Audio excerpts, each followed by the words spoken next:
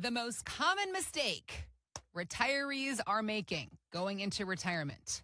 Could it be this one thing? Well, we're going to ask John. This is John Hicks, founder of J. Hagan Capital, financial advisor.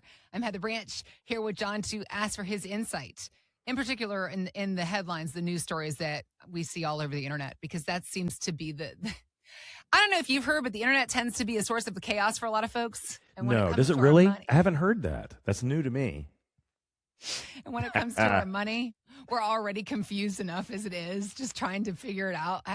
The expression you always say, be a good steward of your money. Don't we all want that? Of course we do. And yet, here we are. So let's break this down. RetirementSolutionShow.com is our website where you can go to begin the conversation with John and his team. We also have links posted in the show notes. So there is a gentleman. He's a financial coach of sorts. He is a financial coach. He has the name Stephen Chen. He was on the website GoBankingRates.com talking to them about, in his career, the biggest mistake that he sees people make. And the tragedy is, again, so many of us want to do well, but so many of us do mistakes accidentally. That's sure the saddest part to me. So what he sees, John, is that it's not having a spending plan, but not just that monthly number. Yeah. It's also where the money comes from. That's Absolutely. what he sees people mess up the most. Sure. Do you agree with that? 100%. So if you think about it, and most people are not avid mountain climbers, if you will. Right. But I have had the opportunity to talk to many people that are like world champion mountain climbers. I don't know why. It's just one of those endurance sports. And these guys that do it well, like they have a lot to say. And maybe it's just because they have so many hours to postulate on life's greatest philosophies when they're going up and down a mountain. Right. But one of the things that I laugh about is because they say, oh, no. You have to have two completely different guides. John, there's the guide that gets you to plan for it all to get up the mountain. And then there's the second guide, the guide that teaches you how, now that you've hit the summit, how do you come down without dying? Because at that point in time, you've done a really hard job. I mean, like you went to the very top, you didn't die yet. You're not, you could be injured, but the main thing is that we got to make sure that you can get down after you're tired because you did that climb up, right? And it's a completely different skill set. So what Chen is talking about here, I think, is a lot like that second guide. Many of us, we have our advisors or we've done it on our own and we've put the money into the 401k, we've diversified, we don't panic sell. Those are all the things we're told to do, right? And we hold on to the money and we get to that point and we'll retire. But here's the thing. Not only how much money should we pull out, the number is not necessarily as important as what sources are we using to create the income in the first place, right? Because it's very easy to think about it. When you're working, we get a paycheck, or if you own your own business, you have profits, from your revenues. That is not hard. But when we retire, we technically have to have an asset to spin off money for us. We may be able to rely on Social Security, or maybe we have an annuity or a pension, which is great. But then the rest of those dollars, they got to come from something. And if the market tanks, goes down 30, 40, 50%, we thought we were going to pull $100 out of an account. But now that account has only got half. Should we only pull $50 out?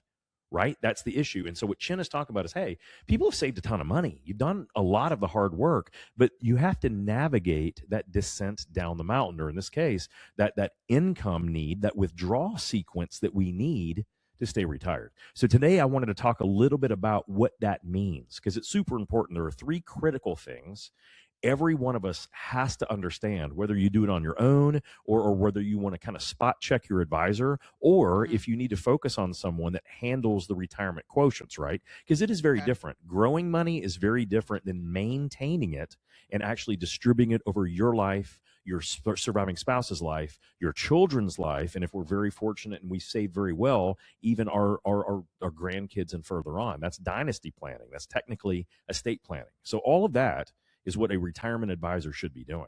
But the biggest things, let's do the big three. Number one, you have to know your number. No, this is not about the amount of money that you've saved. Your number of what do you need to spend each and every year in retirement. We'll adjust it for inflation later, but what do you need to spend to enjoy being retired? That's it. What do you want to spend? Is it $80,000 a year? Is it $10,000 a month? it's kind of irrelevant to me how you think about it, but I kind of do things on a monthly basis because that's kind of how we pay our bills in this country. Most of it is monthly. So if the average person wants to say, John, I want $6,000 a month, fabulous. Now that we know how much you need, now our systems will adjust that for inflation, which is good. But the other thing we have to adjust for is what about things that change? In the beginning of retirement is where I want most people to spend the most money. And if you talk to most advisors, they absolutely discourage that. They're like, "Oh my gosh, if you overspend in the beginning, you're going to run out of money." And I think that that's preposterous. I think that most of us, if we've done a great job of saving, we need to plan to overspend in the beginning. I call this front loading retirement. Now, why do we do that? Because that is the youngest and the healthiest you will ever be over the course of retirement, chances are.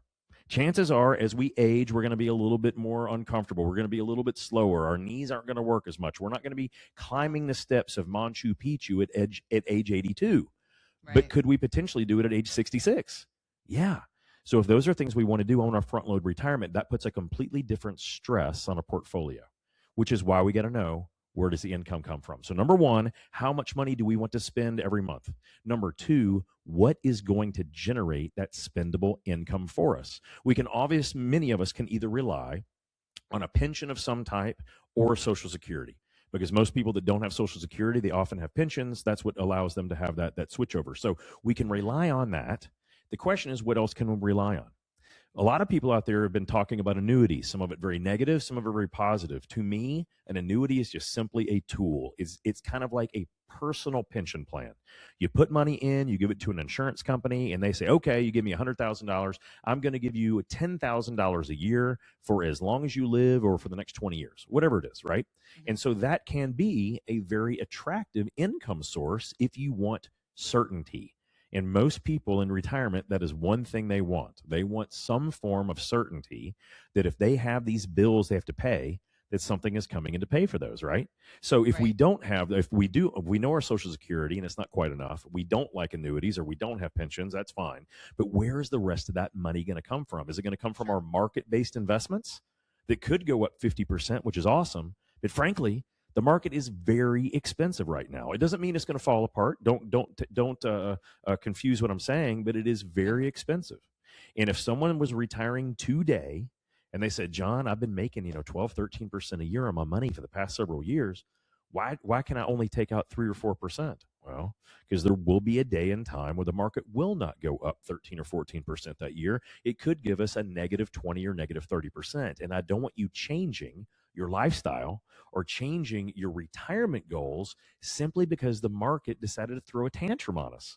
So we have to have some form of way to produce income. Now, should we use assets that have buffers or barriers? Maybe. Should we get them insured or guaranteed? Some of them. But the easiest way to figure out where our income is going to come from is by using buckets. Very, very, very simple. We basically have a bucket for what are we going to need over the next 2 to 3 years. That way, if the market does have a tantrum, as long as we have 2 or 3 years worth of income in a very liquid and unbelievably ultra conservative bucket, we should be in good shape. That is a good enough buffer period to withstand most market issues. Now, not for every period of time. Don't get me wrong. It's not a perfect situation, but that is just that first level. That is the now bucket, what we need over the next very short period of time. That middle bucket, this is the one that most people don't have. The middle bucket is truly meant to generate income, whether you're using bonds, whether you're using inflation-protected bonds, whether you're using indexed annuities, whether you're using anything in the world that can create an income stream. There is one caveat to that middle bucket, that income bucket. We cannot have too much of a hit on principal. It doesn't mean it has to be fully insured and guaranteed like a CD or something, but we have to have very limited or very low or no loss potential. So because of this, there end up being many asset classes that are just very attractive for this bucket. We want something that has some surety. We want something that can create income for us that we can spend. But the main thing is we do not want downside volatility. That's the big one. And the last bucket, the third bucket, is the growth bucket. Now, this is what almost everyone has. This is what all your mutual funds go into, all your exchange traded funds, all your market-based assets, NVIDIA, Microsoft, Google, ETFs, SPY, QQQ, all that stuff goes in that later bucket. But the thing of it is that later bucket, that's the one that's meant to take care of inflation. major, emergency needs down the road, or frankly, longevity. That's what that bucket is for, to grow, hopefully, for when we need more money down the road. But most people do not have that middle bucket designed properly. That is utmost importance. So what Chin was saying is people don't know exactly how to get down that mountain. They don't know how to withdraw that money. The most important part of it is that once we know how much we need per month, and then we know how to generate that income, the last piece of the puzzle, and this is where almost everyone misses it, is it tax favored?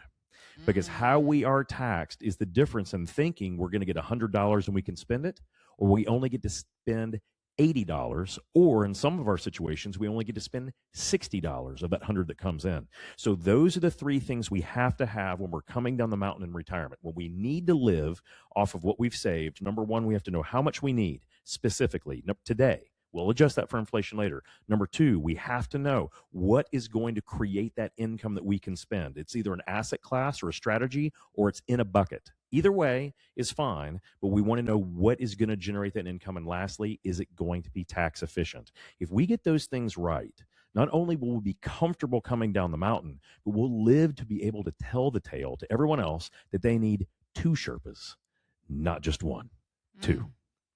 Well, John, you and your team at J. Hagan Capital, you are here to help us down the mountain, which, as you pointed out, is the challenging part for so many of us without the right plan in place, without the right guide to get us through. So if you have questions for John and his team, if you are realizing you don't have these three areas understood for yourself, for your family, for your future, let's get to work helping you figure it out in a plan that's customized to you and your goals.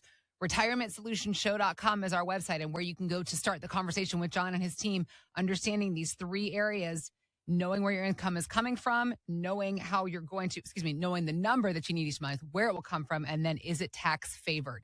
Let's begin the conversation helping you understand about your plan, your money, your future. It's RetirementSolutionShow.com, or just click on the links we've got posted in the show notes.